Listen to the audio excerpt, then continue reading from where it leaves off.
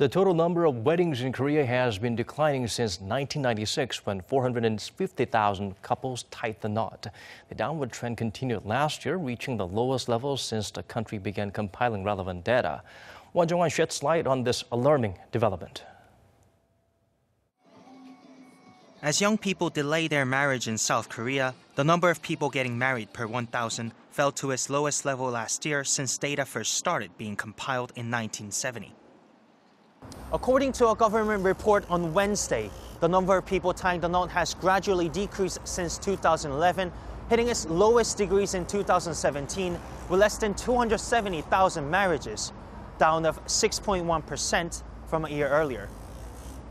The data also showed that the average age of marriage for Korean men reached a record high of 32.9 years in 2017, while the average age of first-time brides stood at 30.2 years, a significant rise from the average of less than 28 years almost a decade ago. And here are some of the reasons why people think young Koreans are delaying their marriage.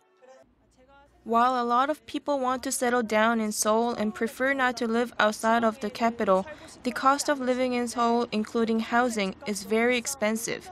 And I think that is one of the reasons why a lot of people have to postpone their marriage. Of course, there is an issue of the unemployment rate, but there is also a tendency in the country that many young people want to work for big corporations. I feel that these factors could contribute to young people delaying their marriage as they cannot find a good-paying job amid a tough employment market. Unfortunately, according to a senior director from a well-known matchmaking company, it seems that delaying marriage is likely to continue further. I think this falling trend will continue for the time being. This is because even though the population in South Korea is decreasing, the average age of marriage is increasing every year by a margin of 0.2 to 0.5 years due to the changing perception of early marriage. He says that although people could more open-minded about using services like matchmaking companies to find a partner, the government also has a key role to play in tackling the country's low marriage rate. While the government policies have been much focused upon childcare and birth, I believe there should be more campaigns that could encourage marriage among young couples as well. In Singapore, for example, when a couple gets married, the government provides support with their purchase of a house.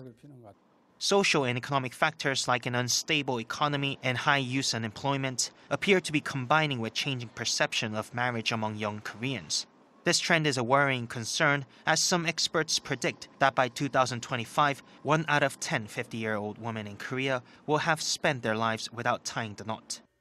Jung-hwan, Arirang News.